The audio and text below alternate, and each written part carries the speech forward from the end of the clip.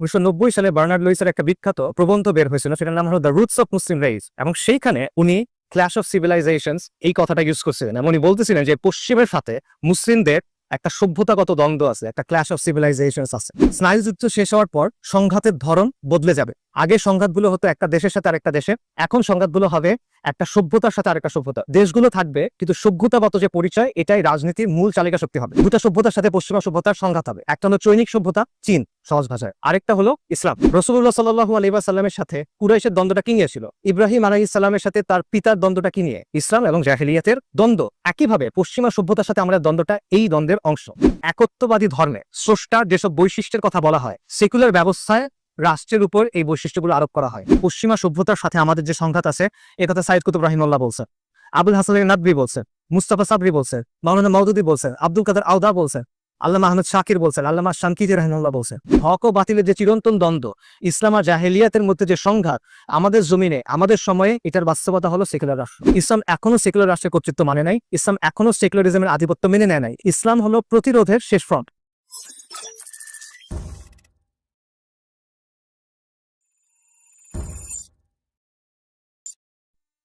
বিসমিল্লাহির রহমানির রহিম।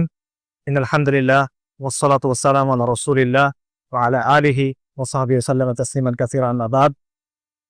রব্বি ইশরাহ লি সাদরি ওয়া ইয়াসসির লি আমরি ওয়াহলুল উকদাতাম মিন লিসানি ইয়াফকাহু কওলি। আসসালামু আলাইকুম ওয়া রাহমাতুল্লাহি ওয়া বারাকাতুহু। আশা করি আপনারা সবাই ভালো আছেন। আপনি কি টায়ার্ড মনে হচ্ছে? আওয়াজ নাই? আর 40-50 মিনিট কথা শুনতে পারবে? মনোযোগ দিতে পারবে? মনোযোগ দিতে আমি একটু টেস্ট করি আপনাদের মনোযোগ আছে কিনা, ঠিক আছে? জবাব দেন দেখি। 5+3 কত? 8+7 কত? 25+22 কত? 25+27 কত? 63 × 152 কত? এটা পারবেন না। এটা না পারার সমস্যা না, এটা স্বাভাবিক, এটা না পারারই কথা। এই ধরনের অঙ্কগুলো আমরা ডিভাইস ছাড়া করা কঠিন বা কাগজপত্র ছাড়া করা কঠিন। কিন্তু কঠিন কেন? কেন কঠিন? কেন আগের 3টা অঙ্ক আমরা খুব ইজিলি মনে মনে করতে পারি আর পরের অঙ্কটা আমরা করতে পারি না? কারণ এখানে প্রসেসটা ডিফারেন্ট। যেই প্রক্রিয়া এই অঙ্কটা করতে হয় সেই প্রক্রিয়াটা ডিফারেন্ট। আমাদের ব্রেইন এত বড় হিসাব একসাথে করতে পারে না, আমরা এটা ভাগ ভাগ করে করতে হয়। গুণটা আপনারা কিভাবে করবেন? প্রথমে একটা সংখ্যা দিয়ে গুণ করবেন, তারপরে অন্য সংখ্যাটা দিয়ে গুণ করবেন, তারপর যোগ করে মিলাবেন, রাইট?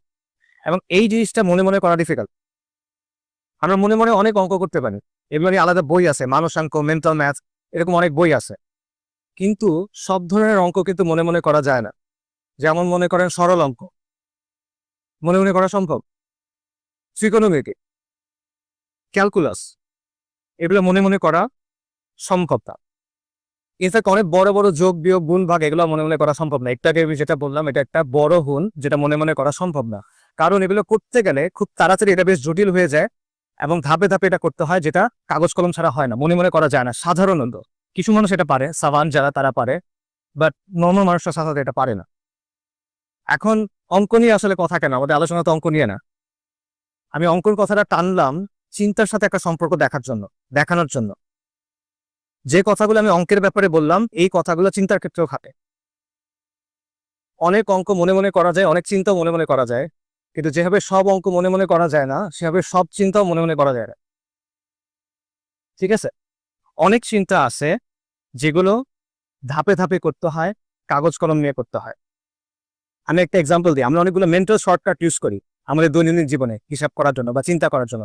ধরেন রাশ আওয়ারের সময় আপনি বের হবেন, আপনি কোথাও যাবেন, প্রচন্ড যানজটের সময়। তখন আমরা কি করি? আমরা কি হিসাব করি যে এখন রাস্তায় কতগুলো গাড়ি থাকবে, আমি যেখানে যেতে যাচ্ছি ওখানে যেতে কতগুলো সিগন্যাল পড়বে? আমরা কিভাবে হিসাব করি? আমরা এভাবে হিসাব করি। আমরা একটা শর্টকাট ইউজ করি। আমরা 1 ঘন্টা সময় বাড়াই নি, যে আগে যদি আমার যেতে 1 ঘন্টা লাগতো, রাশ আওয়ারের সময় হয়তো বা আমার অ্যাডিশনাল 1 ঘন্টা লাগবে। আমরা 1 ঘন্টা সময় হাতে নিয়ে বের হই। ডাক্তারের ক্ষেত্রে যেই ডাক্তারের পসার বেশি, যেই ডাক্তারের বাসার মানে অফিসের সামনে, চেম্বারের সামনে অনেক বড় লাইন, আমরা ধরে নেই যে এই ডাক্তারটা নিশ্চয়ই ভালো দেখেই তার সামনে এত লোকের ভিড়। কোন একটা অনুষ্ঠানের জন্য আপনি পোশাক কিনবেন, আপনি যদি একটা নামি কোম্পানির দামি পোশাক কিনেন, আপনি ধরে নেবেন যে এটার কোয়ালিটি ভালো এবং এটা প্রবাবলি ফ্যাশনেবল। এটা একটা মেন্টাল শর্টকাট। আরেকটা এক্সাম্পল দেই। আমরা সবাই ফুটবল খেলা সম্পর্কে মোটামুটি জানি। ফুটবলে ক্রস করে না, ওই যে উইং থেকে উড়ায় মারে পেনাল্টি বক্সের ভেতরে। আচ্ছা, এটা একটা প্লেয়ার হিসাব করে কিভাবে বলটা কিভাবে রিসিভ করবে, এই হিসাবটা কিভাবে হয়? এটার একটা শাস্ত্রীয় উপায় আছে, যে বলটা কত গতিতে মারা হইলো, এটার অ্যাঙ্গেল কি, এখানে স্পিন কতটুকু আছে, উইন রেজিস্ট্যান্স কত, একটা ফর্মুলা আছে, ক্রাশের অঙ্ক, প্রজেক্টরের অঙ্ক। ওই ফর্মুলায় বসালে আপনি এটা করতে পারবেন। এখন প্লেয়ার কি মাঠের মধ্যে খাতা কলম নিয়ে অঙ্ক করে কিনা? না, সে একটা মেন্টাল শর্টকাট ইউজ করে। কি করে? সে 3টা কাজ করে। প্রথমে সে চোখ দিয়ে বলটা ফলো করে, তারপর সে তার গতিপথটা পরিবর্তন করে নেয়, যেখানে বলটা গিয়ে পড়বে মনে হচ্ছে সে তার গতিপথ ওদিকে করে নেয়। এবং তৃতীয় ধাপটা হলো সেটা স্পিডটা অ্যাডজাস্ট করে, যাতে করে সে সঠিক সময় গিয়ে বলটার কাছে পৌঁছাতে পারে। এবং এই 3টা জিনিস খুব তাড়াতাড়ি হয়, 1 সেকেন্ডের কম সময়ের মধ্যে। এভাবেই খেলা হয়। এখন এই যে আমরা মেন্টাল শর্টকাট ইউজ করি, এগুলোকে বলে হিউরিস্টিক্স। ঠিক আছে, মেন্টাল রুলস অফ থাম্ব। আমরা আমাদের দৈনন্দিন জীবনে এরকম অনেকগুলো মেন্টাল শর্টকাট ইউজ করি, এবং এই মেন্টাল শর্টকাট ইউজ করা খুবই জরুরি। তবে সব ধরনের চিন্তা এভাবে শর্টকাটে হয় না। সেম জিনিস চিন্তা করেন, আপনি এক জায়গায় মিসাইল মারবেন, মিসাইলটাও ক্রসের মতো সেম জিনিস, এটা একটা প্রজেক্টাইল। কিন্তু তখন কিন্তু আপনি সেন্সে হিসাব করবেন না, আপনি তখন ক্যালকুলেটর দিয়ে, কম্পিউটার দিয়ে নানা হিসাব করে কাজটা করবেন। কেন? জিনিসটা সেম। কারণটা হলো হিউরিস্টিক্স দিয়ে যখন আমরা কাজ করি, মেন্টাল শর্টকাট দিয়ে আমরা যখন কাজ করি, তখন কাজটা খুব দ্রুত হয়, কিন্তু অ্যাকুরেসি কম হয়। আর আমরা যখন ধাপে ধাপে কোনো কাজ করি, জটিল হিসাব করি, তখন এটা স্লো হয় কিন্তু অ্যাকুরেট হয়। এবং মেন্টাল শর্টকাট দিয়ে আমরা যখন চিন্তা করি, সাধারণত কমপ্লেক্স প্রবলেম এভাবে সলভ করা যায় না, জটিল সমস্যা এভাবে সমাধান করা যায় না। সমস্যা হলো দুনিয়ার বেশিরভাগ গুরুত্বপূর্ণ জিনিস আসলে কমপ্লেক্স প্রবলেম, এগুলো কয়েক ধাপে সমাধান করতে হয়। এখন আপনি যদি এটা মেন্টাল শর্টকাট দিয়ে সলভ করতে চান, এক ক্লিকে সমাধান করতে চান, তখন ব্যাপারটা হয়ে যায় মনে মনে ক্যালকুলেস করার মতো, তখন ব্যাপারটা হয়ে যায় মনে মনে ত্রিকোণমিতি করার মতো। সেটা করতে গেলে কি হবে? ভুল অ্যান্সার আসবে, রাইট? সো এই বিষয়টা আমাদের মনে রাখা দরকার। আমাদের আজকের যে আলোচনা, সভ্যতার সংঘাত, এটা এরকম একটা বিষয়। সভ্যতার সংঘাত নিয়ে অনেক ধরনের আলোচনা সমালোচনা আছে, পক্ষে বিপক্ষে আলাপ আছে। তবে মোটা দাগে আমরা সবাই একমত যে এক ধরনের সংঘাত আছে। মোটা দাগে আমরা সবাই একমত যে উম্মার মধ্যে সভ্যতার একটা সংকট আছে। কেউ যখন প্রশ্নটা হয়, এবং আমরা সবাই এটাতেও একমত যে আমাদের কিছু একটা করা উচিত, কেউ যখন প্রশ্নটা হয় যে কি করা উচিত, what is to be done, তখন আমরা এই কাজটা করি, আমরা এটা এক লাইনে সলভ করার চেষ্টা করি। কিন্তু এটা এক লাইনে সলভ করার মতো প্রবলেম না, এটা 5+3=8 না, এটা একটা কমপ্লেক্স প্রবলেম। এটা ত্রিকোণমিতির মতো একটা সমস্যা, বা ক্যালকুলাসের মতো একটা সমস্যা, বা অ্যাটলিস্ট সরল অঙ্কের মতো একটা সমস্যা। এটা যদি আমরা ওইভাবে সলভ করতে যাই, তাহলে কি হবে? উত্তরটা ভুল আসবে। এই জন্য এই ইন্ট্রোটা আপনাদের জন্য। আমি যেটা চেষ্টা করব সেটা হলো এই যে আলোচনাটা, এই আলোচনাটা ধাপে ধাপে কিছুটা প্রেজেন্ট করার চেষ্টা করব। আমি এটা বলবো না যে এটার মাধ্যমে পুরো জিনিসটা আপনার সামনে খোলাসা হয়ে যাবে। এটা একটা জটিল বিষয়, এখানে নানা ধরনের নুয়ান্স আছে, গভীরতা আছে। বাট ইনশাআল্লাহ তাআলা এটার মাধ্যমে ওভারঅল একটা আইডিয়া, মানে মূল সমস্যাটা কিভাবে চিন্তা করা যেতে পারে, কিভাবে আমরা অ্যাপ্রোচ করতে পারি, এটা আপনার সামনে ইনশাআল্লাহ তাআলা স্পষ্ট হবে। আমি আলোচনাটা 3 ভাগে ভাগ করব। প্রথম অংশে আমরা সভ্যতার সংঘাত নিয়ে কথা বলবো, যে সভ্যতার সংঘাত তত্ত্বটা আসলে কি, এটা কারা দিল, এটার পক্ষে বিপক্ষে কি ধরনের যুক্তি আছে, ইসলামের জায়গা থেকে এটার ব্যাপারে আমাদের অবস্থান কি হওয়া উচিত, এরকম। সেকেন্ড যে সেকশনটা, সেখানে আমরা সভ্যতার উত্থান এবং পতন বা সভ্যতার জীবন চক্র, এই বিষয়টা নিয়ে আলোচনা করব। এবং আমরা দেখার চেষ্টা করব এই আলোচনার প্রেক্ষিতে বর্তমান বিশ্ব ব্যবস্থা এবং মুসলিম উম্মার ব্যাপারে আমরা কি ধরনের ইনসাইট পেতে পারি। আর ফাইনালি তৃতীয় যে সেকশনটা, সেখানে আমি চেষ্টা করব আগের দুটো আলোচনাকে বাংলাদেশের সাথে লিঙ্ক করা, সভ্যতার সংঘাতের রূপটা বাংলাদেশে কি, এবং সভ্যতার উত্থান পতনের যে স্টেজেস আছে, যে ধাপগুলো আছে, সেটার আলোকে আমাদের কি ইনসাইট আমরা পেতে পারি বাংলাদেশের ব্যাপারে। আচ্ছা, আমরা শুরু করি তাহলে। বাই দ্য ওয়ে, 52 গুণ 163 হলো 9576। এটা আমি মনে মনে করিনি, আগেটি করে আনছি। আচ্ছা, সভ্যতার সংঘাত বা ক্ল্যাশ অফ সিভিলাইজেশনস, এই ধারণাটা বা এই কনসেপ্টটা পপুলারাইজ করছেন বা জনপ্রিয় করে তুলছেন আমেরিকার একজন পলিটিক্যাল সায়েন্টিস্ট, ওনার নাম হলো স্যামুয়েল হান্টিংটন। 1993 সালে ফরেন অ্যাফেয়ার্স ম্যাগাজিনে উনি একটা প্রবন্ধ লিখছিলেন এই নামে, এবং এর 3 বছর পর 1996 সালে এটা একটা বই আকারে বের হয়।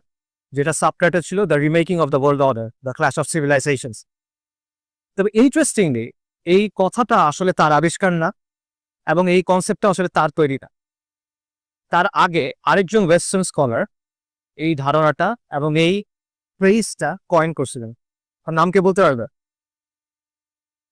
এই ভদ্রলোক একজন ওরিয়েন্টালিস্ট, একজন জায়নিস্ট এবং একজন ইহুদি। তার নাম হলো বার্নার্ড লুইস। 1990 সালে বার্নার্ড লুইসের একটা বিখ্যাত প্রবন্ধ বের হয়েছিল বা কুখ্যাত প্রবন্ধ বের হয়েছিল, সেটার নাম হলো the roots of Muslim raise, মুসলিমদের ক্রোধের শেকড়। এবং সেইখানে উনি ক্ল্যাশ অফ সিভিলাইজেশনস এই কথাটা ইউজ করছিলেন এবং উনি বলতেছিলেন যে পশ্চিমের সাথে মুসলিমদের একটা সভ্যতাগত দ্বন্দ্ব আছে, একটা ক্ল্যাশ অফ সিভিলাইজেশনস আছে। এই ধারণাটা এবং এই ফ্রেজটা পরবর্তীতে স্যামুয়েল হান্টিংটন ব্যবহার করছে। তো ক্ল্যাশ অফ সিভিলাইজেশনস স্যামুয়েল হান্টিংটনের যে ফ্রেজই, সেটার এটা অর্থ কি? এটার অর্থ হলো সিম্পলি স্নায়ুযুদ্ধ শেষ হওয়ার পর পৃথিবীতে সংঘাতের ধরন বদলে যাবে। আগে সংঘাতগুলো হতো একটা দেশের সাথে আরেকটা দেশের, এখন সংঘাতগুলো হবে একটা সভ্যতার সাথে আরেকটা সভ্যতার। দেশগুলো থাকবে কিন্তু সভ্যতাগত যে পরিচয়, এটাই রাজনীতির মূল চালিকা শক্তি হবে। এবং বিভিন্ন সভ্যতার মধ্যে যে পার্থক্যগুলো আছে, বিশ্বাসের পার্থক্য, মূল্যবোধের পার্থক্য, সংস্কৃতির পার্থক্য, এই পার্থক্যগুলোর কারণেই সংঘাত হবে। এবং হান্টিংটন আরো একটা কথা বললেন, সেটা হলো দুটা সভ্যতার দিক থেকে পশ্চিমাদের জন্য চ্যালেঞ্জ আসবে। দুটা সভ্যতার সাথে পশ্চিমা সভ্যতার সংঘাত হবে। একটা হলো চৈনিক সভ্যতা, সিনিক সিভিলাইজেশন, চীন সহজ ভাষায়। আরেকটা হলো ইসলাম। আচ্ছা, তো হান্টিংটনের এই যে থিসিসটা বা তার যে তত্ত্বটা, এটার পক্ষে বিপক্ষে অনেক তর্ক আছে, অনেকেই এটার সমালোচনা করছে। হান্টিংটনের যারা ব্যাপক সমালোচনা করছেন তাদের মধ্যে সবচেয়ে জনপ্রিয় ক্রিটিক সম্ভবত এডওয়ার্ড সাইড। আপনি এডওয়ার্ড সাইডের নাম অনেকেই শোনার কথা, ওরিয়েন্টালিজমের লেখক। এডওয়ার্ড সাইড যেটা বলছেন সেটা হলো হান্টিংটন এবং বার্নার্ড লুইসরা সভ্যতাকে অতি সরলীকরণ করছেন, ওভার জেনারেলাইজেশন করছেন। তারা ব্যাপারটা এমনভাবে প্রেজেন্ট করছেন যে একটা সভ্যতার ভেতরে সবাই মনে হয় একই রকম চিন্তা করে, একইভাবে একই দৃষ্টিভঙ্গি রাখে, সবাই মনে হয় একই ব্যাখ্যা অনুসরণ করে। সো এডওয়ার্ড সাইডের অ্যাকচুয়াল কথাটা ছিল যে ইসলামকে এসেনশিয়ালিস্ট ভাবে উপস্থাপন করা হয়েছে, এসেনশিয়ালিস্ট ভাবে উপস্থাপন করা হয়েছে। এটার মানে হলো মুসলিম উম্মার ভেতরে সবাই একরকম না, এখানে বিভিন্ন দৃষ্টিভঙ্গি আছে, এখানে বিভিন্ন বৈচিত্র্য আছে, বিভিন্ন ধরনের ব্যাখ্যা আছে, বিভিন্ন ধরনের দৃষ্টিভঙ্গি আছে। তো হান্টিংটন এবং বার্নার্ড লুইস ব্যাপারটা এভাবে প্রেজেন্ট করছেন যে সব মুসলিম মনে হয় একই রকম, সবাই মনে হয় একইভাবে চিন্তা করে, এখন সবাই মনে হয় পশ্চিমকে শত্রু হিসেবে দেয়। এটা ঠিক না। এটা কার কথা? এডওয়ার্ড সাইডের কথা। এডওয়ার্ড সাইড বলতেছেন এই ক্ল্যাশ অফ সিভিলাইজেশনস এর তত্ত্ব, এটা একটা বানোয়ার তত্ত্ব, এটা একটা বিপজ্জনক তত্ত্ব, এবং এটার পিছনে রাজনৈতিক একটা উদ্দেশ্য আছে। ইনফ্যাক্ট অনেকে যেটা বলছে সেটা হলো এটা হলো একটা ফরমাইজ তত্ত্ব, কারণ স্নায়ুযুদ্ধ শেষ, আমেরিকার এখন নতুন শত্রু দরকার। এই নতুন শত্রু খোঁজার জন্য তারা চীন এবং মুসলিমদের শত্রু হিসেবে চিহ্নিত করছে। এটা হলো এডওয়ার্ড সাইডের কাউন্টার আর্গুমেন্ট, এবং আরো অনেকে। বাট এটারও কাউন্টার আর্গুমেন্ট আছে। কাউন্টার আর্গুমেন্টটা কি? সেটা হলো, ধরেন আমরা মানলাম যে একটা সভ্যতার মধ্যে বৈচিত্র্য আছে, একটা সংস্কৃতির মধ্যে সবাই একইভাবে চিন্তা করে না, বিভিন্ন ব্যাখ্যা থাকে, বিভিন্ন দৃষ্টিভঙ্গি থাকে, সত্য। তারপরও তো মৌলিক কিছু বিষয় থাকে যেগুলো এক, কোর কিছু বিশ্বাস তো ডেফিনেটলি থাকে, নিশ্চয়ই কিছু মূল্যবোধ থাকে, নিশ্চয়ই কিছু বৈশিষ্ট্য থাকে যেগুলোর ব্যাপারে সবাই একমত। একমত দেখেই তো সেটা স্বতন্ত্র একটা সিভিলাইজেশন, একমত দেখেই তো সেটা স্বতন্ত্র একটা সংস্কৃতি। যদি প্রত্যেকটা বিষয় বিতর্কিত হয় তাহলে ওটা তো আর কোনো একক জিনিস না, এটা ভিন্ন ভিন্ন জিনিস। একটা উদাহরণ দেয়, মনে করেন আমাদের মধ্যে সালাতের ব্যাপারে বিভিন্ন ফিকহি মতপার্থক্য আছে। নামাজ পড়ার সময় আমরা হাত কোথায় বাঁধবো, কিভাবে বাঁধবো, আমিন কিভাবে বলা হবে, আস্তে না জোরে, সিজদাতে কিভাবে যাওয়া হবে, ইত্যাদি অনেক বিভিন্ন মতপার্থক্য আছে না? এটা হলো ফিকহি মতপার্থক্য, শাখাগত মতপার্থক্য। কিন্তু মৌলিক বিষয়ের ব্যাপারে দ্বিমত আছে কিনা? সালাত যে আদায় করতে হবে, 5 ওয়াক্ত সালাত যে ফরজ, এটাতে তো দ্বিমত নাই। এখন কেউ যদি বলে না, তুমি বলতে পারো না সব মুসলিমরা মনে করে 5 ওয়াক্ত সালাত ফরজ, এই বলাটা ঠিক হবে না, এটা একটা এসেনশিয়ালিস্ট ব্যাখ্যা। মুসলিমদের মধ্যে বিভিন্ন দৃষ্টিভঙ্গি আছে, অনেকে তো সালাত পড়েই না, অনেকে মনে করে 3 ওয়াক্ত সালাত, রাইট? তখন কি এটা গ্রহণযোগ্য কথা হবে না। সো একই কথা আপনি ক্লাস অফ সিভিলাইজেশনের ব্যাপারে বলতে পারেন যে ঠিক আছে, বৈচিত্র্য আছে, তারপরে তো মৌলিক কিছু কোর বিষয় আছে প্রত্যেক সভ্যতার, এবং সেই বিষয়গুলোর ক্ষেত্রে পার্থক্য হতে পারে, সেই পার্থক্যের ভিত্তিতে সংঘাত হতে পারে। ঠিক আছে, এখানে আমরা ডিকলোনিয়াল পার্সপেক্টিভটাও দেখতে পারি। এডওয়ার্ড সাইড তাকে পোস্ট কলোনিয়াল স্টাডিজ বা ডিকলোনিয়াল স্টাডিজের অত্যন্ত ব্যাপকভাবে তিনি এটাকে প্রভাবিত করছেন। তবে এই জায়গায় একটা পার্থক্য আছে, as far age I understand it. পার্থক্যটা হলো, এডওয়ার্ড সাইড বলেন যে হান্টিংটনের ফ্রেমিংটা ভুল এবং আসলে এখানে কোনো সংঘাত নাই। আর ডিকলোনিয়াল স্টাডিজ বলে হান্টিংটনের ফ্রেমিং ভুল, কিন্তু এখানে আসলে একটা সংঘাত আছে, একটা লড়াই আছে। তবে লড়াইটা 90-এর দশক থেকে শুরু না, লড়াইটা শুরু কয়েক শতাব্দী আগে থেকে, কলোনিয়ালিজমের সময় থেকে। পশ্চিমারা যখন সারা বিশ্বে আগ্রাসন চালালো, সারা বিশ্বে তাদের ব্যবস্থা চাপাই দিলে, তখন থেকেই লড়াই শুরু। এবং এটা আসলে সংঘাত না, সংঘাত হয় সমানে সমানে। ইসরায়েল আর প্যালেস্টাইনের মধ্যে, ফিলিস্তিনিদের মধ্যে যখন লড়াই হয়, এটা সংঘাত কিনা না, একটা দখলদারিত্ব, একটা প্রতিরোধ। তো ডিকলোনিয়াল স্টাডিজ বলে যে এটা হলো ইম্পোজিশন এবং রেজিস্ট্যান্স, আগ্রাসন এবং প্রতিরোধ। এই জায়গায় তাদের একটা মতপার্থক্য আছে। সো এটা হলো সভ্যতার সংঘাতের অরিজিন এবং এই ব্যাপারে নানা ব্যাখ্যা, তর্ক ইত্যাদি। এখন এই জায়গায় আমরা আমাদের জায়গায় আসি, ইসলামের জায়গা থেকে সভ্যতার সংঘাতের ব্যাপারে আমাদের অবস্থান কি, আসলেই কি এখানে কোনো সংঘাত আছে কিনা। এখন আমরা এভাবে চিন্তা করতে পারি যে সভ্যতার সংঘাতের তত্ত্ব দিচ্ছে প্রথমে একটা ইহুদি জায়নিস্ট ওরিয়েন্টালিস্ট খারাপ লোক, আর এটার বিরুদ্ধে বলছে এডওয়ার্ড সাইড যে একটা ভালো লোক, ফিলিস্তিনি লেফটিস্ট লোক, ফিলিস্তিনের পক্ষে অনেক ভালো ভালো কথাবার্তা বলছে, সাম্রাজ্যবাদের সমালোচনা করছে। তার মানে সভ্যতার সংঘাত বলে আসলে কিছু নাই না, ব্যাপারটা এরকম না। এটা তো সিম্পলি চিন্তা করলে হবে না। আমরা হান্টিংটনের ফ্রেমিং বাদ দিলাম, আমরা বার্নার্ড লুইসের কথা বাদ দিলাম, আমরা ইসলামের জায়গা থেকে দেখি আধুনিক পশ্চিমা যে সভ্যতা, এটার সাথে ইসলামের সংঘাত আছে কিনা, আধুনিক পশ্চিমা সভ্যতার সাথে ইসলামের দ্বন্দ্ব আছে কিনা। অবশ্যই আছে। কেন? কারণটা হলো, আধুনিক পশ্চিমা সভ্যতার বিভিন্ন তত্ত্ব আছে, বিভিন্ন মতবাদ আছে, বিভিন্ন ব্যবস্থা আছে। তাদের অর্থনৈতিক মতবাদ, রাজনৈতিক মতবাদ, সামাজিক তত্ত্ব, বিভিন্ন ধরনের কাঠামো আছে। কিন্তু এই সবগুলোর উৎসটা কি, এই সবগুলোর ভিত্তিটা কি, এই সবগুলোর ভেতরে কি আছে? এই সবগুলোর ভেতরে আপনি তিনটা মৌলিক ক্যারেক্টারিস্টিক্স দেখতে পাবেন সব সময়। প্রথম ক্যারেক্টারিস্টিক্স হলো, বা প্রথম বৈশিষ্ট্য হলো, ক্যারেক্টারিস্টিক হলো যে এই সব কিছুর ভিত্তি হলো মানুষের আকল, মানবীয় বিচার বুদ্ধি।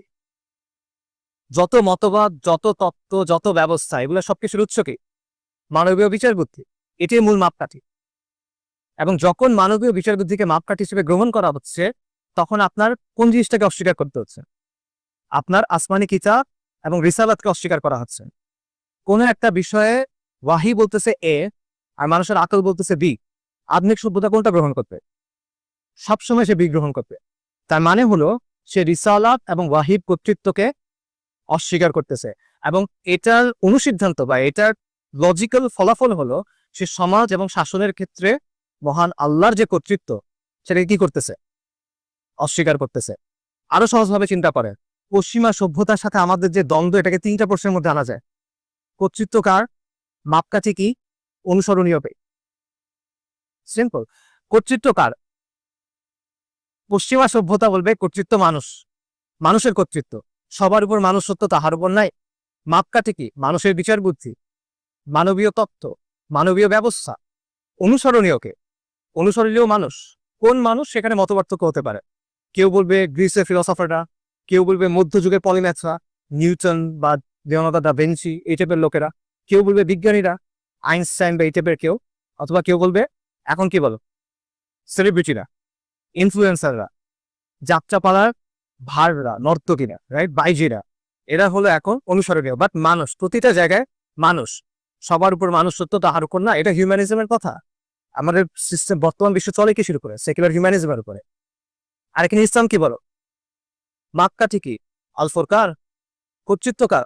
আল্লাহু আকবার। সবকিছুর উপরে আল্লাহর কর্তৃত্ব, সবকিছুর ঊর্ধ্বে আল্লাহ। অনুসরণীয় দৃষ্টান্তকে রাসূলুল্লাহ সাল্লাল্লাহু আলাইহি ওয়াসাল্লাম। কেন? কারণ তিনি আল্লাহর প্রেরিত পুরুষ। সো এই জায়গায় আপনি দেখেন, পশ্চিমা সভ্যতা যে কাজটা করতেছে, যেই বিষয়টা আল্লাহর জন্য নির্দিষ্ট, সেটা সে এনে কার উপর আরোপ করতেছে? মানুষের উপর আরোপ করতেছে।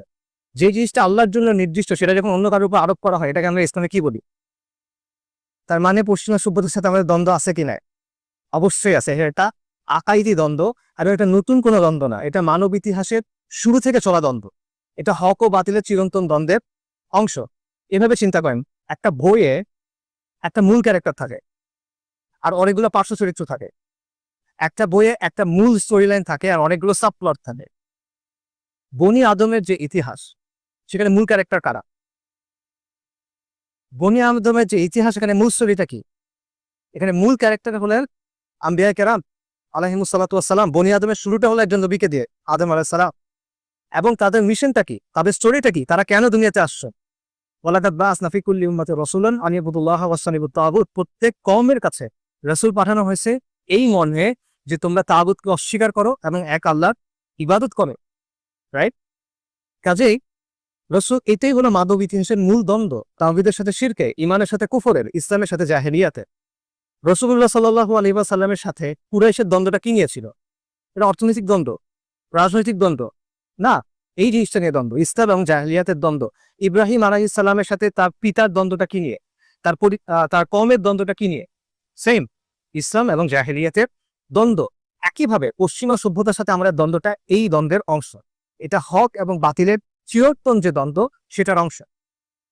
এবং এই দ্বন্দ্বটা বহুমুখী, এটা শুধুমাত্র রাজনৈতিক না, এটা শুধুমাত্র অর্থনৈতিক না। অবশ্যই এখানে রাজনৈতিক দিক থাকে, এখানে অর্থনৈতিক দিক থাকে, কিন্তু এটা একমাত্র দিক না। এখানে বিশ্বাসের ভূমিকা থাকে, এখানে মূল্যবোধের ভূমিকা থাকে, এখানে সংস্কৃতির ভূমিকা থাকে। আমরা অনেক সময় খুব সিম্পলি বলি যে পশ্চিমারা ইরাকে আক্রমণ করছে বা অন্য কোনো জায়গায় আক্রমণ করছে তেলের জন্য। না, তেল একটা রিজন অবশ্যই, মানে এটি একমাত্র রিজন না। এখানে আকীদার একটা সম্পর্ক আছে। সে আপনার কাছ থেকে শুধু আপনার দেশ দখল করতে চায় না, সে আলটিমেটলি কি চায়? আল্লাহ আযজা ওয়া জাল কি বলছে? ইহুদি খ্রিস্টানরা কখনো তোমাদের উপর সন্তুষ্ট হবে না যতক্ষণ না কি, হাত্তা তাত্তাবিয়া মিল্লাতাহুম, যতক্ষণ না তুমি তাদের মিল্লাতের অনুসরণ করে। এবং তারা আলটিমেটলি আপনার কাছ থেকে কি চায়? তারা আলটিমেটলি চায় ইসলামের আলোটা নিভায় দিতে। এটা কার কথা? আল্লাহ আযজা ওয়া জালের কথা। ইউরিদুনা লিইউতফিউ নূরাল্লাহি বিআফওয়াহিহিম। তারা তাদের মুখের ফু দিয়ে আল্লাহর দ্বীনকে নির্বাপিত করতে চায়, রাইট? তবে সংঘাত আছে নাকি না? অবশ্যই সংঘাত আছে। এখানে আপনি দেখেন, এই কথা খালি আমার কথা না, আমাদের পূর্ববর্তীদের কথা চিন্তা করে পশ্চিমা সভ্যতার সাথে আমাদের যে সংঘাত আছে, এ কথা সাইয়েদ কুতুব রাহিমাহুল্লাহ বলছে, আবুল হাসান নাদভী বলছেন, মুস্তাফা সাবরি বলছেন, মাওলানা মওদুদী বলছেন, আব্দুল কাদের আওদা বলছেন, আল্লামা আহমদ শাকির বলছেন, আল্লামা শানকিকি রাহিমাহুল্লাহ বলছেন। তারা কি নিজে নিজে বলছেন, বানায় বানায় বলছেন? না, তারা কোরআন এবং সুন্নাহর আলোকে বাস্তবতাকে দেখে এই কথা বলছে। আমি যাদের কথা বললাম তারা তো অনেক আগে ইন্তেকাল করছে, কিন্তু যারা বেঁচে ছিলেন হান্টিংটনের বই বের হওয়ার পরে, তারাও একই কথা বলছেন। Shahed doctor সাফরা Hawali for example, তিনি স্পেসিফিক্যালি হান্টিংটনের থিসিস নিয়ে কথা বলছেন এবং উনি বলছেন, হ্যাঁ, পশ্চিমের সাথে আমাদের সব দ্বন্দ্ব আছে, এবং এই দ্বন্দ্বটা রাজনৈতিক না, এই দ্বন্দ্বটা অর্থনৈতিক না, এখানে বিশ্বাসের একটা ভূমিকা আছে, মূল্যবোধের একটা ভূমিকা আছে। এবং তিনি বলছেন পশ্চিমা সভ্যতা হলো আধুনিক জাহেলিয়া। কাজেই হান্টিংটনের ফ্রেমিং যাই হোক, বার্নার্ড লুইসের ফ্রেমিং যাই হোক, ইসলামের জায়গা থেকে আমাদের কনক্লুশন হলো, হ্যাঁ, পশ্চিমা সভ্যতার সাথে আমাদের একটা দ্বন্দ্ব আছে, এবং এটা হলো হক ও বাতিলের চিরন্তন যে দ্বন্দ্ব, সেটার অংশ।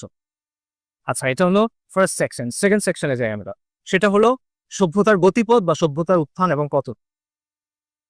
সভ্যতার গতিপথ নিয়ে বিভিন্ন ধরনের দৃষ্টিভঙ্গি আছে। এই ব্যাপারে দুটা ফেমাস দৃষ্টিভঙ্গি আমি বলি, যেটা সবচেয়ে বেশি গ্রহণ করা হয়, সেটা হলো প্রগতির অবস্থান। প্রগতির অবস্থান বলে যে যত সময় যাচ্ছে তত মানব জাতির উন্নতি হচ্ছে, যত সময় যাচ্ছে তত মানব জাতির বিকাশ হচ্ছে, এবং এটা সর্বক্ষেত্রে। এটা জ্ঞান বিজ্ঞানে, এটা বৈষয়িক ক্ষেত্রে, এটা প্রযুক্তির ক্ষেত্রে, এবং ক্রুশালি এটা নৈতিকতার ক্ষেত্রে, এটা মূল্যবোধের ক্ষেত্র। ঠিক আছে? তার মানে হলো বর্তমানের মানুষ ইন অ্যান অ্যাবসলিউট সেন্স অতীতের মানুষের চেয়ে ভালো, সব দিক থেকে, বৈষয়িকভাবে, প্রযুক্তিগতভাবে, জ্ঞান বিজ্ঞানের দিক থেকে, এবং নৈতিকভাবে, মূল্যবোধের দিক থেকেও। একইভাবে আগামীর মানুষ এখনকার মানুষের চেয়ে ভালো হবে। এটা হলো প্রগতির অবস্থান, নিরন্তর প্রগতি। এটা যে একটা গ্রাফ চিন্তা করেন, এটা আপওয়ার্ড স্লোপিং। দ্বিতীয় যে অবস্থান ইতিহাসের ব্যাপারে বা সভ্যতার ব্যাপারে, এটা হলো সাইক্লিক্যাল হিস্ট্রি, যে ইতিহাসে সভ্যতাগুলোর মধ্যে একটা চক্র দেখা যায়, উত্থান এবং পতনের একটা চক্র দেখা যায়। প্রত্যেক সভ্যতার উত্থান, তাদের বিকাশ এবং তাদের পতনের মধ্যে একই ধরনের কিছু প্রবণতা, একই ধরনের কিছু প্যাটার্ন দেখা যায়। ঠিক আছে? একদম হুবহু এক হয় না, কিন্তু ধাঁচটা সিমিলার হয়। যেহেতু স্থান, কাল, পাত্রের তারতম্য আছে, তাই ম্যানিফেস্টেশনটা একটু ডিফারেন্ট হয়। ঠিক আছে? এটাকে স্প্রিং এর মতো চিন্তা করে। স্প্রিং কি করে, ঘুরে ঘুরে সামনে আগায়, রাইট? এক জায়গায় ঘুরে না, আবার সোজা আগায়। এই যে ঘুরে, ঘোরাটা সেম, কিন্তু একটু সামনে আগাতে আগাতে। তাদের দৃষ্টিভঙ্গিটা অনেকটা এইরকম। এই অবস্থান অনেক পশ্চিমা একাডেমি গ্রহণ করছেন। For example Arnold Toynbee, Oswald Spengler, Paul Kennedy, Peter টার্সে, জোসেফ আনওয়েন, পিটারিন সরোকিন, এরা সবাই এই ধরনের অবস্থান গ্রহণ করছেন। তবে সাইক্লিক্যাল হিস্ট্রির মূল যে ধারণা, এটার ক্ষেত্রে সবচেয়ে বিখ্যাত যে ব্যক্তির ধারণা দিয়েছেন সেটা হলো ইবনু খালদুন। ইবনু খালদুনের চিন্তা থেকে বাকি সবাই কোনো না কোনো ভাবে প্রভাবিত, এটা মনে হয় বলা যায়। ইবনু খালদুনের দৃষ্টিভঙ্গিটা কি সভ্যতার ব্যাপার? তার ভঙ্গি হলো একটা সভ্যতা শুরু হয়, এরপর এটা বিকাশের একটা সর্বোচ্চ ধারায় পৌঁছায়, সর্বোচ্চ পয়েন্টে পৌঁছায়।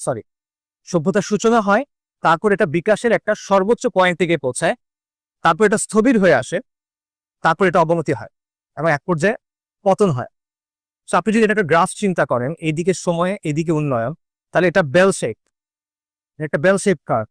বিকাশ হবে, একটা জায়গায় গিয়ে পৌঁছাবে, তারপর স্ট্যাটিক হয়ে যাবে, তারপর এটা অবনতি হবে এবং পতন ঘটবে, তারপর নতুন কোনো সভ্যতার উত্থান ঘটবে। ইবনু খালদুনের এই বিশ্লেষণের উপর ভিত্তি করে অনেকে সভ্যতার যে স্টেজ, এগুলোকে কয়েক ভাগে ভাগ করছেন। কেউ 4 ভাগে, কেউ 5 ভাগে, কেউ 7 ভাগে, কেউ 9 ভাগে। আমার কাছে 7 ভাগেটা ভালো লাগে, সেটা আমি আপনাদেরকে বলি যে একটা সভ্যতার উত্থান এবং পতনের ধাপগুলো আসলে কি কি। সভ্যতার শুরুটা হয় একদল পথিকৃতের মাধ্যমে, এজ অফ পায়োনিয়ার্স। তারা একটা সভ্যতার গোড়াপত্তন করে এবং তাদের মধ্যে 3টা বৈশিষ্ট্য থাকতে হবে। প্রথম বৈশিষ্ট্য হলো তাদের মধ্যে শক্ত এই গ্রুপ বন্ডিং লাগবে, তাদের মধ্যে খুব ভালো একটা কালেকটিভ সংহতি লাগবে, বন্ডিং লাগবে। এটাকে ইবনু খালদুন বলতেছেন আসাবিয়া, সামষ্টিক পরিচয়ের একটা অনুভূতি। এই আসাবিয়া ভিত্তি কি হতে পারে? গোত্র পরিচয় হতে পারে, জাতিগত পরিচয় হতে পারে, অথবা দিন হতে পারে, বিশ্বাস হতে পারে। বাকি এমন একটা কিছু আছে যেটা তাদেরকে খুব শক্তভাবে ধরে রাখে একসাথে। সেকেন্ড বৈশিষ্ট্য কি? সেকেন্ড বৈশিষ্ট্য হলো তারা কষ্ট সহিষ্ণু, তারা যুদ্ধংদেহী এবং তারা বেপরোয়া। মানে তারা চ্যালেঞ্জ দিতে রাজি আছে, তারা রিস্ক নিতে রাজি আছে, তারা প্রতিকূলতার মুখোমুখি হতে রাজি আছে। কারণ সভ্যতার গোড়াপত্তন করতে হলে আপনার প্রচন্ড প্রতিকূলতা পার হতে হবে, সেই বৈশিষ্ট্য আপনার লাগবে। এবং 3 নম্বর বৈশিষ্ট্য হলো তাদের একটা মিশন আছে, একটা সেন্স অফ মিশন আছে। হয়তো তারা প্রতিশোধ নিতে চায়, অথবা তারা রাজ্য জয় করতে চায়, অথবা তারা কোনো আদর্শ কায়ন করতে চায়। কিছু না কিছু আছে যেটা তাদের কনস্ট্যান্টলি মোটিভেট করতেছে যে আমার এটা করতেই হবে, তা না হলে সে পারবে না। জয়গ্রস্ত মানুষের মতো হইতে হবে, বাতিগ্রস্ত মানুষের মতো হইতে হবে, নইলে সে পারবে না করতে। ঠিক আছে, এই 3টা বৈশিষ্ট্য, এটার মাধ্যমে সভ্যতার গোড়াপত্তন হয়। এটা ফার্স্ট স্টেজ। সেকেন্ড স্টেজ কি? সেকেন্ড স্টেজ হলো দ্য এজ অফ কনসলিডেশন। এই সময়ে ওই যে সূচনা হলো সভ্যতার, এটা সামরিক এবং রাজনৈতিক কনসলিডেশন হবে, এটা সামরিক এবং রাজনৈতিকভাবে সুসংহত হবে। এটার মানে কি? এটার মানে কি কেউ তাদের সাথে যুদ্ধে পারবে না? না, ব্যাপারটা এমন না। এটার মানে হলো তারা এমন একটা অবস্থায় পৌঁছাইছে যখন তারা অস্তিত্বের সংকটে নাই, আর কেউ তাদের আক্রমণ করে সাথে ধ্বংস করে দিবে এবং তারা ফাইট করবে না, ব্যাপারটা এমন না। হ্যাঁ, কেউ আক্রমণ করতে পারে, কিন্তু তারা ফাইট করবে এবং ওই ফাইটের রেজাল্ট কি হবে এটা নিশ্চিত না। এটা হলো এই পর্যায়টা। এবং তারপরে তারা বিস্তার হবে, তাদের যে সাম্রাজ্যের সীমানা, এটার বিস্তার হতে থাকবে। এটা দ্বিতীয় পর্যায়। তৃতীয় পর্যায় হলো বাণিজ্য এবং অর্থনৈতিক বিস্তৃতি। সভ্যতার সূচনা হয়েছে, রাজনৈতিক সামরিকভাবে আপনি শক্তিশালী, এবার আপনি কি করবে? ব্যবসা করবেন, আপনার বাণিজ্য বাড়বে, আপনার অর্থনৈতিক শক্তিশালী হবে। তারপরে আসবে সমৃদ্ধি, সচ্ছলতা, প্রাচুর্য। রাজনৈতিকভাবে শক্তিশালী, সামরিকভাবে শক্তিশালী, ব্যবসা বাণিজ্য করতেছি, অনেক টাকা পয়সা আমাদের কাছে। এরপরে ফিফথ স্টেজটা হলো জ্ঞান বিজ্ঞান এবং শিল্পের উন্নতি। যেহেতু আপনার কাছে এখন অনেক টাকা আছে, এই টাকা আপনি কি করবেন? খরচ করবেন। এই খরচটা আপনি তখন করতেছেন জ্ঞান বিজ্ঞানের পেছনে, শিল্পের পেছনে। একটা রিসার্চ ইনস্টিটিউট করতে অনেক টাকা লাগে, রাইট?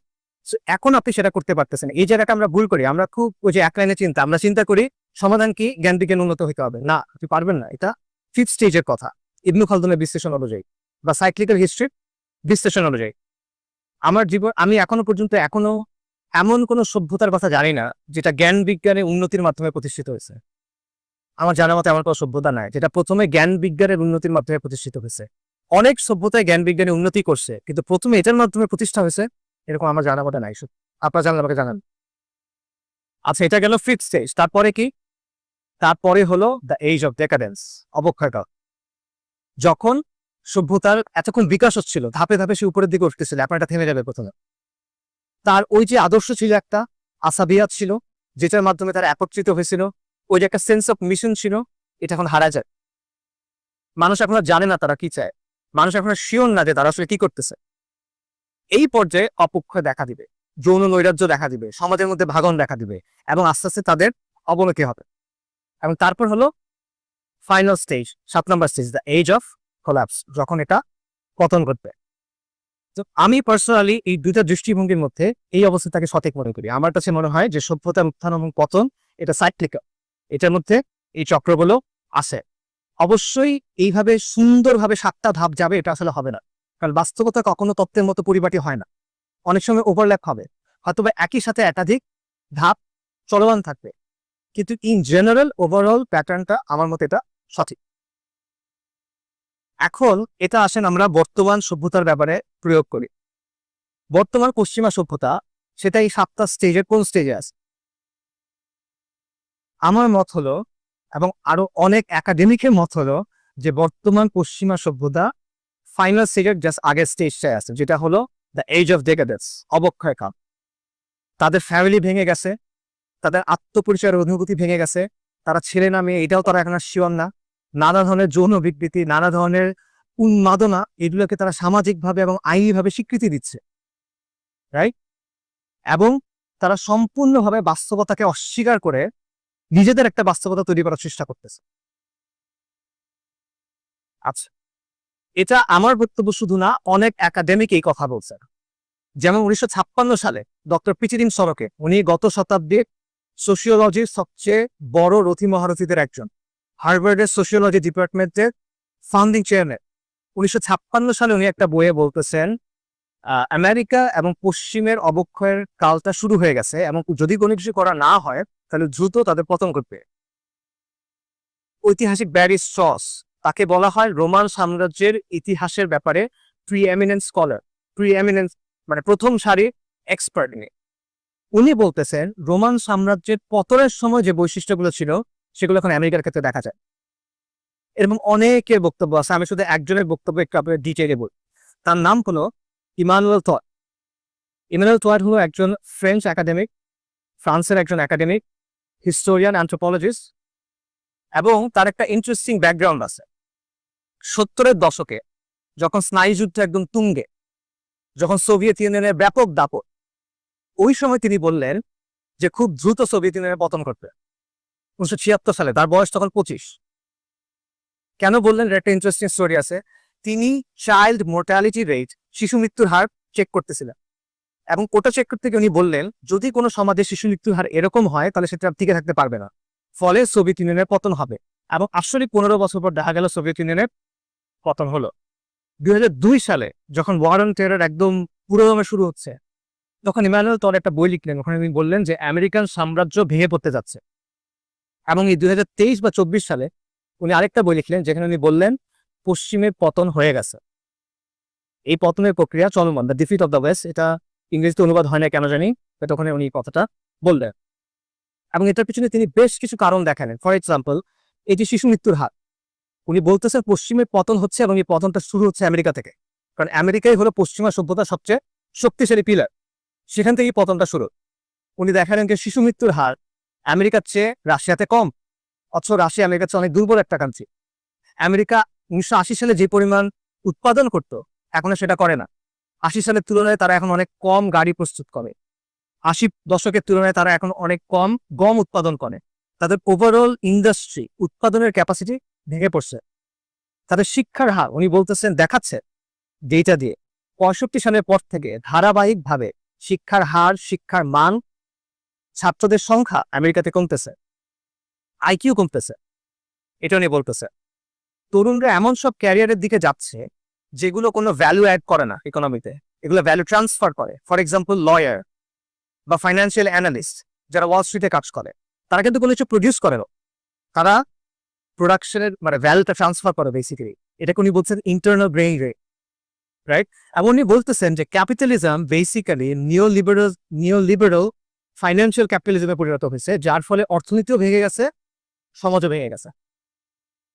ফলে পশ্চিমের অবস্থাটা আজকে এমন যে এটা একদিকে বিস্তারিত হচ্ছে, অন্যদিকে তার যেটা কেন্দ্র ওটা ধসে পড়তেছে। এটা ইমানুয়েল টটের কথা। এবং উনি বলতেছেন এটার পেছনে আরো কিছু কারণ আছে। তার বক্তব্য হলো পশ্চিমের যে উত্থান, পশ্চিমা সভ্যতার যে উত্থান, এটার পেছনে ধর্মের একটা ভূমিকা আছে, বিশেষ করে ক্রিশ্চিয়ানিটির প্রটেস্ট্যান্ট ধারা। কেন? কারণ প্রটেস্ট্যান্ট ধারা শিক্ষাকে খুব গুরুত্ব দেয়। প্রটেস্ট্যান্ট ধারার শিক্ষা হলো প্রত্যেক খ্রিস্টান তার দায়িত্ব হলো বাইবেলটা সে নিজে নিজে পড়বে এবং পড়ে নিজে নিজে শিক্ষা আহরণ করবে। অবশ্যই আপনার শিক্ষাকে গুরুত্ব দিতে হবে। এবং এই শিক্ষার গুরুত্বের কারণে যেসব দেশের শিল্প বিপ্লব হয়েছে আপনি দেখবেন সেখানে প্রটেস্ট্যান্টিজম খুব প্রভাবশালী। যেমন Britain Protestant, American Protestant, Germany 2/3 Protestant. অর্থাৎ উনি বেসিক্যালি বলতেছেন পশ্চিমের যে উত্থান এটার পিছনে প্রটেস্ট্যান্ট ক্রিশ্চিয়ানিটির একটা প্রভাব আছে। এটা নতুন কোনো বক্তব্য না বাইতাবে, আপনারা ম্যাক্স ওয়েবারের নাম অনেকে শুনতে পারেন, সমাজ বিজ্ঞানের জনক বলা হয়। ম্যাক্স ওয়েবারের একটা বই আছে the Protestant ethic on the rise of capitalism. ওখানে উনি বেসিক্যালি একই কথা বলতেছেন যে পুঁজিবাদের যে উত্থান এটার পিছনে প্রটেস্ট্যান্ট ক্রিশ্চিয়ানিটির একটা ভূমিকা আছে। সো ইমানুয়েল টড একই কথা বলতেছেন, বাট তিনি বলতেছেন বর্তমানে তো সেটা এখন আর নাই। ধর্মের যে প্রভাবটা আগে ছিল পশ্চিমে ওটা তো এখন আর নাই। ধর্মের প্রভাব শূন্য এখন। এক সময় এটা ধাপে ধাপে হয়েছে। একসময় পশ্চিমা বিশ্বের সাধারণ মানুষ ধর্মে বিশ্বাস করত এবং ধর্মের মূল্যবোধ গুলা সমাজে বাস্তবায়িত হতো। এরপর একটা স্টেজ আসলো যখন মানুষ আর ধর্মে বিশ্বাস করে না, বাট ধর্মের মূল্যবোধ গুলো সমাজে এখনো বিরাজমান। আর বর্তমানে এমন একটা অবস্থায় ওয়েস্ট পৌঁছাইছে যেখানে মানুষও বিশ্বাস করে না, ধর্মের মূল্যবোধ সমাজের মধ্যে নাই, শিক্ষার ওই গুরুত্ব নাই এবং ওই কাঠামো নাই। সে জায়গায় এখন কি আসছে? ইমানুয়েল টড বলতেছেন এখানে আসছে নায়ালিজম, নৈতিক শূন্যতা, বাস্তবতাকে অস্বীকার করার একটা প্রবণতা, বাস্তবতাকে ধ্বংস করার একটা প্রবণতা। এই যে ট্রান্সজেন্ডারিজমের মতো উন্মাদনা বলা, এটা হলো বাস্তবতাকে অস্বীকার করা এবং নিজের একটা বাস্তবতা তৈরি করার প্রবণতা। এবং এইগুলোর ফলাফলটাকে, এটার ফলাফল হলো পশ্চিমের সামাজিক ব্যবস্থা এবং রাজনৈতিক ব্যবস্থা দুর্বল হয়ে যাচ্ছে। গণতন্ত্র পশ্চিমে দুর্বল হয়ে গেছে, গণতন্ত্র পশ্চিম থেকে আস্তে আস্তে মুছে যাচ্ছে। এটা শত শত একাডেমিক বলে গেছে, বলতেছেন, এখনো বলতেছেন। এবং তারা বলতেছেন পশ্চিমে বেসিক্যালি ক্ষমতাসীন এলিট আর জনসাধারণ এদের মধ্যে একটা কাঠামোগত বিরোধ তৈরি হয়ে গেছে। একদিকে এলিটিজম, আরেকদিকে পপুলিজম, এবং এটা ক্রমান্বয়ে আরো বাড়তে থাকবে। ইমানুয়েল টডের কথা। এবং এই যে ডোনাল্ড ট্রাম্প বা ট্রাম্পের মতো যে মানুষগুলো, এই ফেনোমেননটা, এটা হলো এই দ্বন্দ্বের রেজাল্ট। সো বেসিক্যালি এখানে সামারিটা হলো যে পশ্চিমা বিশ্ব এখন অবক্ষয় কাল এবং পতনের কারণে মাঝামাঝি আছে। তবে এটা রাতারাতি ঘটবে না। একটা বড় গাছ মনে করেন ভেতর থেকে ক্ষয়ে গেছে, এটা পড়বে, এই পড়তে কিন্তু সময় লাগে, রাতারাতি পড়ে না।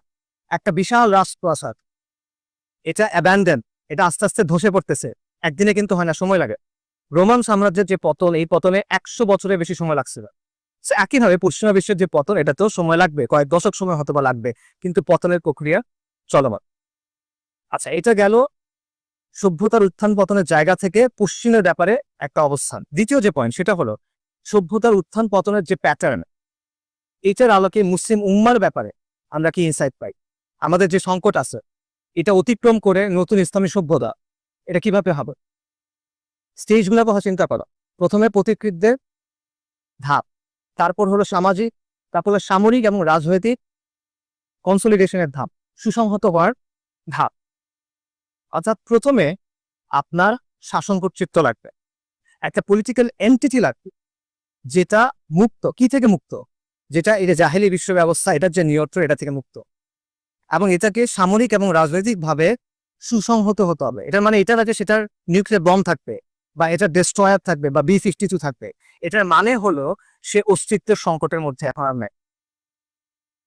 আমাদের ইতিহাসের কথা চিন্তা করেন, রাসূলুল্লাহ সাল্লাল্লাহু আলাইহি ওয়াসাল্লামের নবুয়তের সময় থেকে খন্দকের যুদ্ধ পর্যন্ত যে সময়টা, এটাকে আপনি in a sense age of pioneers ধরতে পারেন, অগ্রপথিকদের সময়। এবং খন্দক থেকে খোলাফায়ে রাশিদিনের শেষ পর্যন্ত বা উমাইয়ারের সময় পর্যন্ত আপনি এটাকে সামরিক এবং রাজনৈতিক প্রতিষ্ঠার সময় করতে পারেন। কেন? কারণ খন্দকের আগ পর্যন্ত মুসলিমরা দুনিয়াবি সেন্সে দুর্বল অবস্থা ছিল। ওরা বেশি আক্রমণ করতেছিল, আমরা ডিফেন্ড করতেছিলাম। কিন্তু খন্দকের পর থেকে দেখবেন আক্রমণগুলো করছে মুসলিমরা, এবং এটা হাদিসেও আছে। নবী সাল্লাল্লাহু আলাইহি ওয়াসাল্লাম, বুখারী এবং মুসলিমে বর্ণনা আছে। রাসূলুল্লাহ সাল্লাল্লাহু আলাইহি ওয়াসাল্লাম বলছেন খন্দকের যুদ্ধের পর তার বক্তব্যটা এরকম যে এতদিন ওরা আমাদেরকে আক্রমণ করছে, এখন থেকে আমরা ওদেরকে আক্রমণ করব। এই জন্য সভ্যতার ইতিহাস আমাদেরকে বলে যে যদি আপনি নতুন সভ্যতা তৈরি করতে চান, তাহলে আগে আপনার রাজনৈতিক এবং সামরিক কনসলিডেশন লাগবে, এটা ছাড়া হবে না। এটা আমি বাস্তবের সাথে মিলাই দেই আপনাদেরকে। বর্তমানে আমেরিকা একটা সুপার পাওয়ার, আমেরিকার সবচেয়ে বড় প্রতিদ্বন্দ্বীকে চীন। আমেরিকার সবচেয়ে বড় প্রতিদ্বন্দ্বী হলো চীন। চীন একটা পিয়ার কম্পিটিটর আমেরিকা। কিন্তু চীন আজকে এই অবস্থায় কিভাবে আসছে? আজ থেকে 100 বছর আগে চীনের কি অবস্থা ছিল? আজকে থেকে 100 বছর আগে চীনের অবস্থা অত্যন্ত দুর্বল ছিল। বিভিন্ন বৈদেশিক শক্তি চীনের বিভিন্ন অঞ্চলে প্রভাব বিস্তার করছিল। ক্যান্টন, সাংহাই, হংকং এরকম জায়গাগুলো তারা নিয়ে গেছে। হাজার বছরের যে চৈনিক সভ্যতা সেটা নানা ভাগে বিভক্ত হয়ে গেছে, তাদের ভেতরে অভ্যন্তরীণ লড়াই চলতেছে টু দ্য এক্সটেন্ট যে 1840 থেকে 1940-এর শেষ পর্যন্ত যে সময়টা, এটাকে চাইনিজরা কি বলে? সেঞ্চুরি অফ হিউমিলিয়েশন, লাঞ্ছনার শতাব্দী। সেই জায়গা থেকে আজকে কিভাবে চীন আমেরিকার পিয়ার কম্পিটিটর, প্রধান প্রতিদ্বন্দ্বী কিভাবে হয়েছে? এটা হয়েছে এইভাবে যে প্রথমে চাইনিজ কমিউনিস্ট পার্টি একটা ভয়ঙ্কর রক্তাক্ত যুদ্ধের মধ্য দিয়ে চীনের ক্ষমতা দখল করছে। তারা সমাজতন্ত্র কায়েম করছে। এরা হলো পায়োনিয়ার, তাদের অগ্রপথিক। তাদের আদর্শ কি ছিল? তাদের আসাবিয়া কি ছিল? কমিউনিজম। এটা প্রতিষ্ঠা করার পর তারা এই যে চীনা সাম্রাজ্য বিভক্ত হয়ে গেছিল, এটাকে যুদ্ধ করে আবার আবির্ভূত করছে। তারপরে তার ব্যবসা বাণিজ্য উন্নতি আসছে, তারপরে তার প্রযুক্তিতে উন্নতি আসছে। গণচীন প্রতিষ্ঠিত হয়েছে 1949 সালে। আপনি তার কাছ থেকে, সে পৃথিবীর প্রোডাকশন হাব হচ্ছে কখন? 90-এর দশকে। এই 40 বছর সে কি করছে? সে শুরুতে কিন্তু প্রোডাকশন হাব হয় না। চীনে এখন মানুষ পড়তে যায়, শুরুতে পড়তে যেত কিনা? যেত না। সো মিলে কিনা ইবনে খালদুনের ধাপের সাথে? ইবনে খালদুন বলতেছেন যে প্রথমে হলো অগ্রপথিকদের মাধ্যমে সামরিক এবং রাজনৈতিক কনসলিডেশন। চীনের যে কমিউনিস্ট পার্টি সেটার প্রধান কে ছিল? মাও সেতুং। মাওসেতুংয়ের বিখ্যাত উক্তি কি? ক্ষমতা কোত্থেকে আসে? Political power comes out of the barrel of a gun. Rifle থেকে আসে বেসিক্যালি আর কি। এই বিষয়টা হলো বাস্তবতা। আমরা অনেক সময় মনে করি যে আমাদের আগে টাকা পয়সা, বাণিজ্য, শিল্প এসেট্রা লাগবে না। আপনার যদি এই পলিটিক্যাল শক্তিটা না থাকে তাহলে আপনার যত টাকা হোক কোনো লাভ নাই। আরবদের কথা চিন্তা করে, আরব দেশগুলোর কথা। আরব দেশগুলোর তো সবচেয়ে বেশি ধনী এখন তারা, কিন্তু তারা একটা স্বাধীন সিদ্ধান্ত নিতে পারে না, কারণ তারা পশ্চিমের মুখাপেক্ষী। আর যে দেশগুলো স্বাধীন সিদ্ধান্ত নিতে পারে, চীন, রাশিয়া, উত্তর কোরিয়া, ইনফ্যাক্ট ইরানও, তারা এটা কেন নিতে পারে? কারণ তারা পশ্চিমের যে প্রভাব বলয় এটা থেকে মুক্ত হয়ে একটা পলিটিক্যাল এন্টিটি তৈরি করতে পারছে। একই দেশ আপনি তালেবানের ক্ষেত্রে চিন্তা করতে পারেন, আফগানিস্তানের ক্ষেত্রে চিন্তা করতে পারে।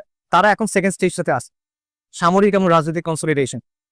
এবং তারা এখন এমন একটা অবস্থায় আছে যেখানে তারা অস্তিত্ব সংকটে নেয়। তাদেরকে কে আক্রমণ করবে? নেটো আক্রমণ করছিল 20 বছর পর, তারপর তারা চলে যেতে বাধ্য হয়েছে। নেটো আক্রমণ করার আগে যারা ক্ষমতায় ছিল, নেটো যাওয়ার পরও তারা ক্ষমতায় আছে। আর কি আক্রমণ করবে তাদেরকে? তারা অস্তিত্বের সংকটে এখন নাই, তারা কনসলিডেশনের পর্যায়ে আছে। এটা হলো আগে আসে। এখানে আরেকটা বিষয়, সেটা হলো রাজনৈতিক এবং সামরিক যে প্রতিষ্ঠা, এটার আগে আরেকটা বিষয় আছে, সেটা হলো প্রতিকৃতদের ধাপটা।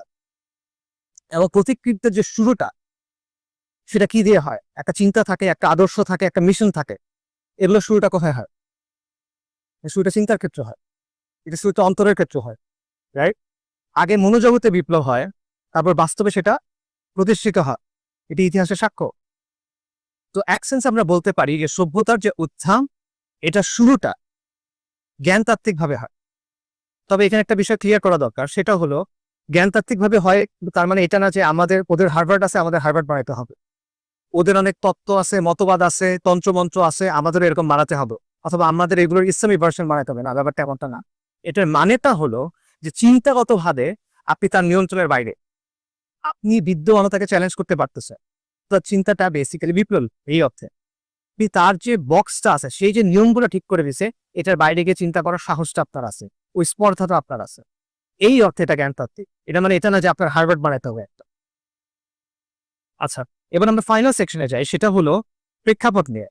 যে সভ্যতার সংঘাত নিয়ে আমরা কথা বললাম এবং সভ্যতার উত্থান পতন নিয়ে আমরা কথা বললাম, এটা আমরা বাংলাদেশের সাথে মেলানোর চেষ্টা করি।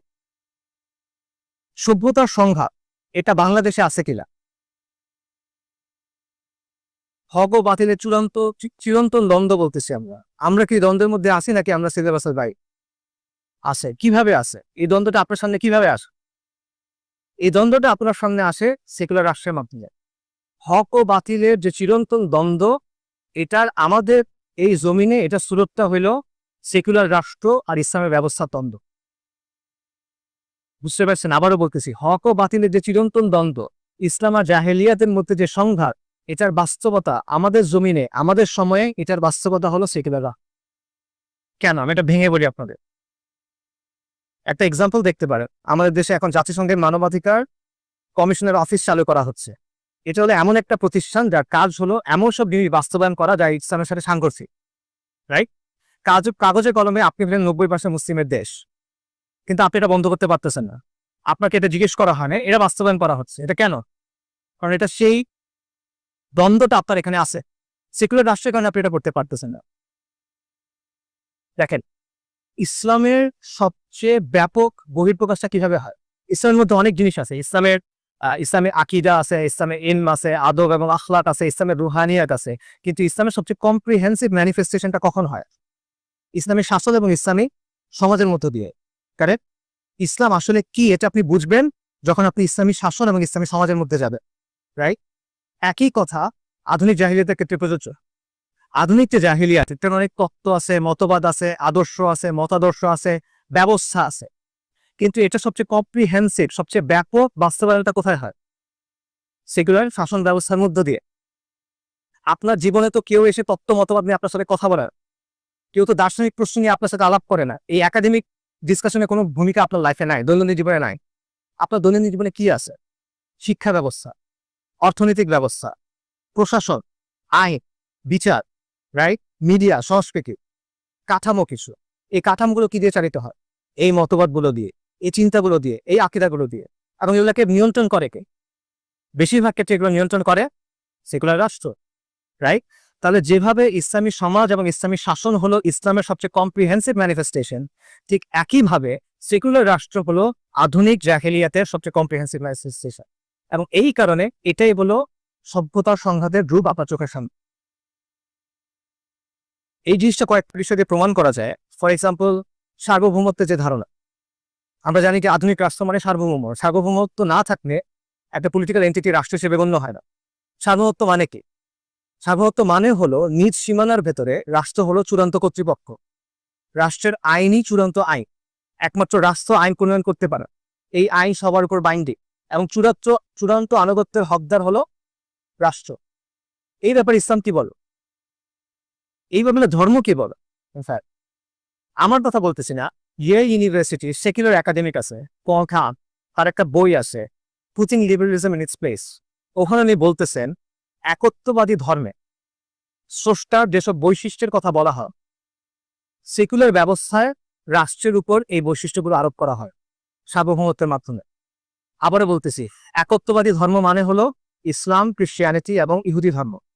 এই ধর্মে আল্লাহর যে সিফাত আছে, এই সিফাতগুলোর মধ্যে কিছু কিছু সিফাত আধুনিক রাষ্ট্রের উপর প্রয়োগ করা হয় এই সার্বভৌমত্বের কনসেপ্টের মাধ্যমে। সার্বভৌমত্ব কি আরোপ করে রাষ্ট্রের উপরে? সার্বভৌমত্ব বলে যে চূড়ান্ত আনুগত্য, মাত্র এটা বললাম যে চূড়ান্ত আনুগত্য হলো রাষ্ট্রের, আইন ও বিচারের একমাত্র উৎস হলো রাষ্ট্র। রাষ্ট্রের সীমানার মধ্যে সবচেয়ে বড় কর্তৃপক্ষ রাষ্ট্র। রাষ্ট্র ঠিক করে কোনটা বৈধ, কোনটা অবৈধ, কোনটা হালাল, কোনটা হারাম। রাষ্ট্র সহিংসতার বৈধতা দেয়। আপনি রাষ্ট্র যখন কাউকে মারে, অথবা রাষ্ট্রের জন্য যখন কাউকে মারা হয়, তখন সেটা ভালো কাজ, আপনি খেতাব পাবেন। কিন্তু যদি অন্য কাউকে মারেন, যদি অন্য কোনো কারণে, তখন সেটা খারাপ, আপনাকে ফাঁসি দেওয়া হয়। অর্থাৎ সে সহিংসতার বৈধতা দেয়। এবং রাষ্ট্র হলো নাগরিকদের পরিচয়ের উৎস। কোনো মানুষের যদি এই যে আপনার যে পাসপোর্ট আছে, সেটা হলো ইন্টারন্যাশনাল আইডেন্টিটি কার্ড, রাইট? আপনার যদি দেশ না থাকে, আপনার কোনো নাগরিকত্ব নেই, ঠিক আছে? রাষ্ট্র আপনার অস্তিত্ব ঠিক করতেছে ইন এ সেন্স। এবং নিজ সীমানার মধ্যে শিক্ষা বলেন, অর্থনীতি বলেন, সামাজিক কাঠামো বলেন, সংস্কৃতি বলেন, প্রত্যেকটা জায়গা রাষ্ট্র কর্তৃত্ব করতেছে।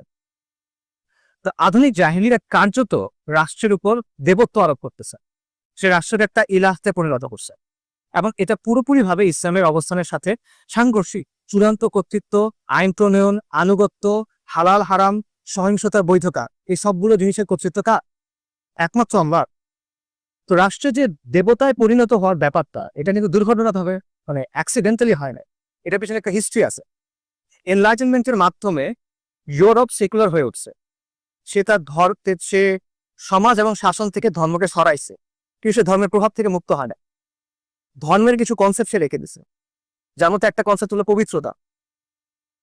এই যে আমরা পবিত্রতার যে ধারণাটা আছে, কিছু জিনিস পবিত্র, কিছু জিনিস অপবিত্র, এই হিসেবে কোথা থেকে আসে? ধর্মের বাইরে পবিত্রতা অপবিত্রতার কোনো ধারণা আছে? না, এটা একটা ধর্মীয় ধারণা।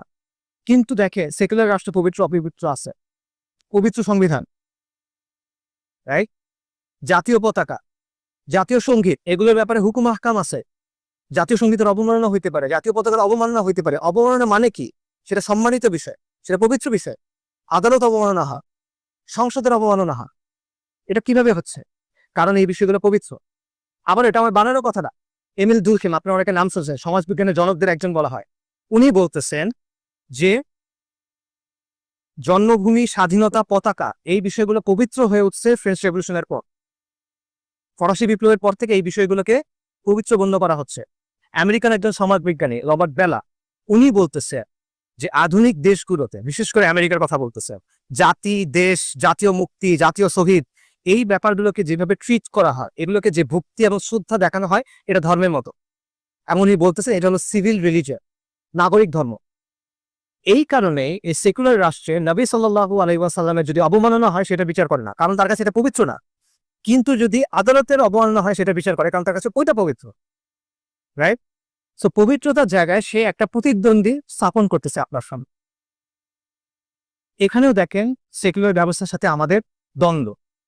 ইসলামের অবস্থান পুরোপুরিভাবে সেকুলার অবস্থানের সাথে সাংঘর্ষিক। সমাজ এবং শাসন থেকে ইসলামকে সরানোর কোনো সুযোগ নাই, এটা ইসলামের ডোমেইন।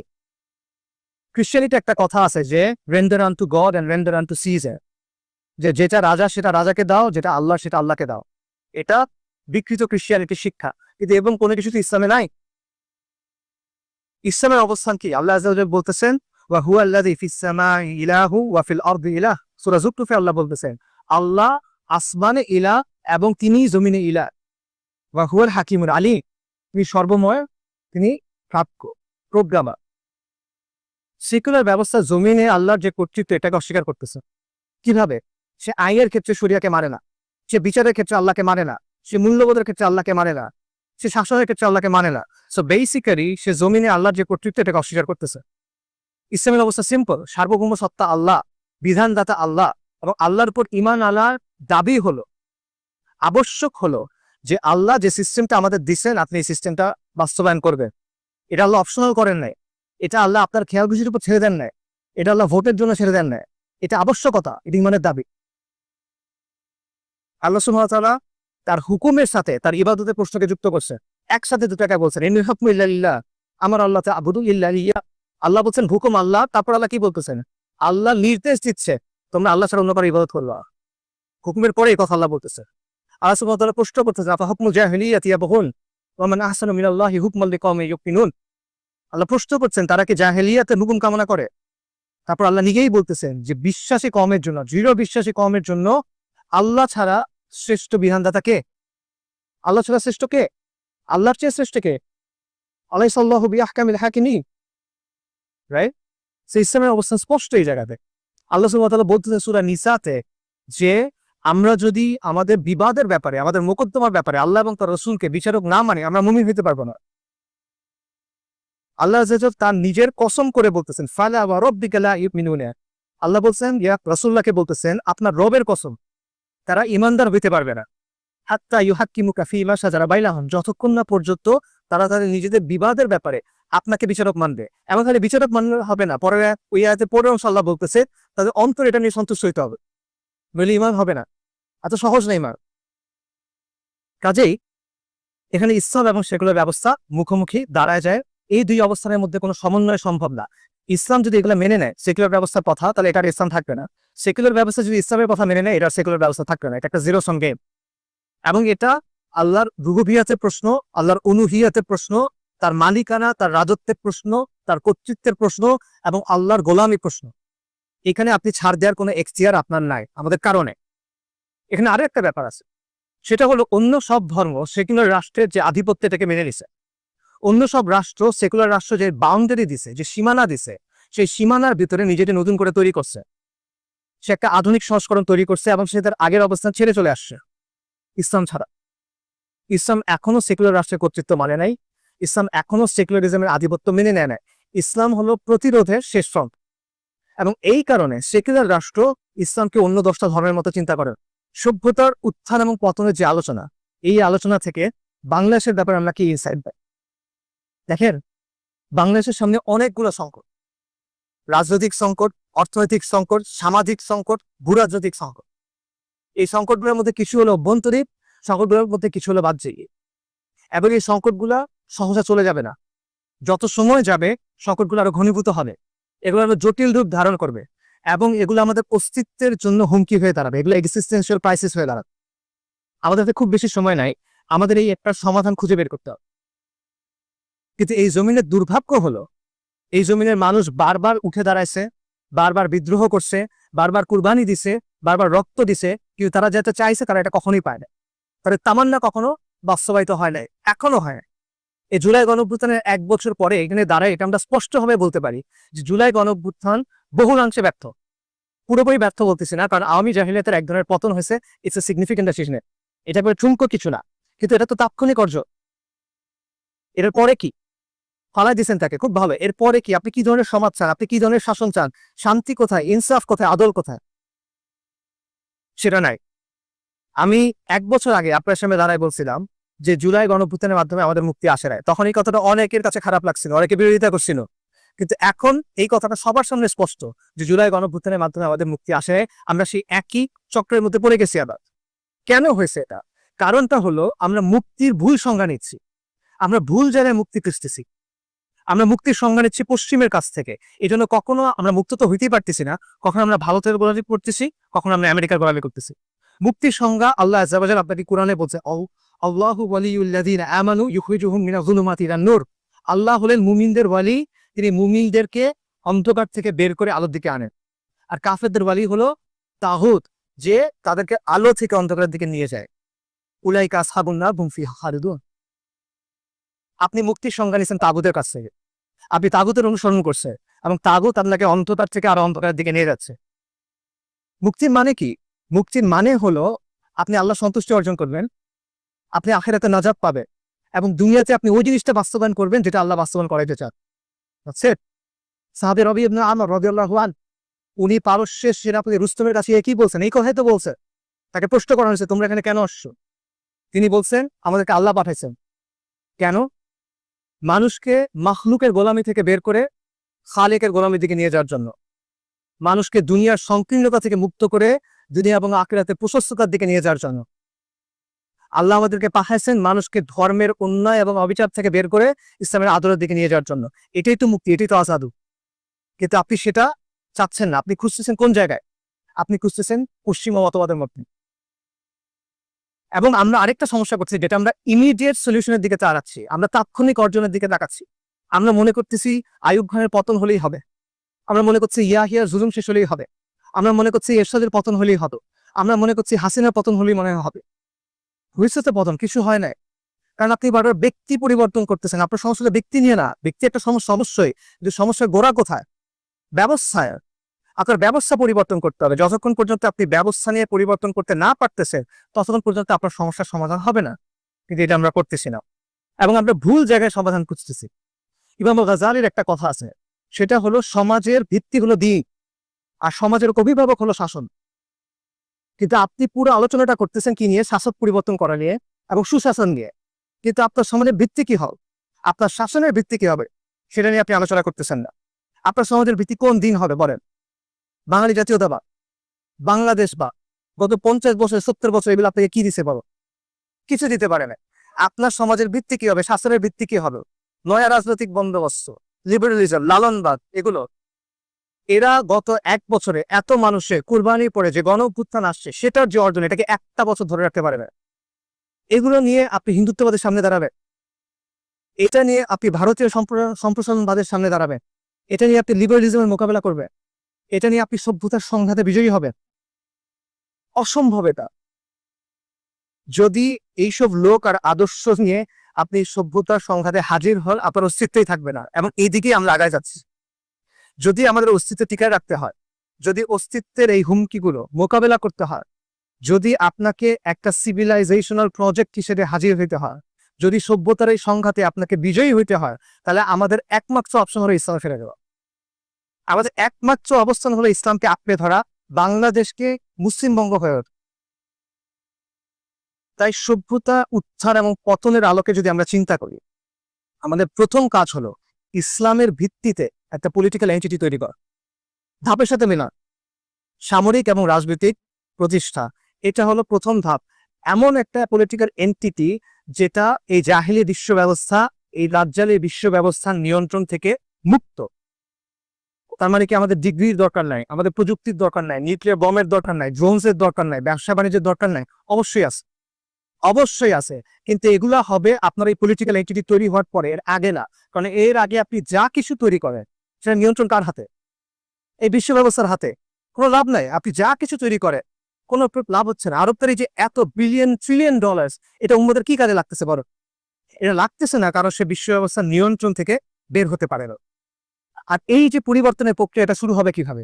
আবারও যান, ওই ধাপে যান। প্রথম ধাপটা কি? The age of pioneers. অগ্রপথিক লাগবে, আদর্শ লাগবে, একটা মিশন লাগবে। আপনার আদর্শ কি? আপনার আসাবিয়া কি হবে? আপনার আদর্শ হবে ইসলাম, দ্বীন ইসলাম, তাওহীদ, আল ওয়ালা ওয়াল বারা। এটার ভিত্তিতে আপনাকে কাজ করতে হবে। আপনার মিশন কি হবে? আপনার মিশন হলো আল্লাহর জমিনে আল্লাহ দিন কায়েম করা। আর এই অগ্রপথিকরা কারা হবে? এটি হলো সবচেয়ে গুরুত্বপূর্ণ প্রশ্ন। কারণ এই অগ্রপথিকদের এমন মানুষ হইতে হবে যারা সংখ্যায় অল্প। এটা হইতে হবে না, এটা বাস্তবতা। ইতিহাস থেকে আপনি দেখবেন পরিবর্তনের জন্য সব মানুষ একসাথে আসেন। কেন আসে না? কাজটা কঠিন, এই জন্য আসে না।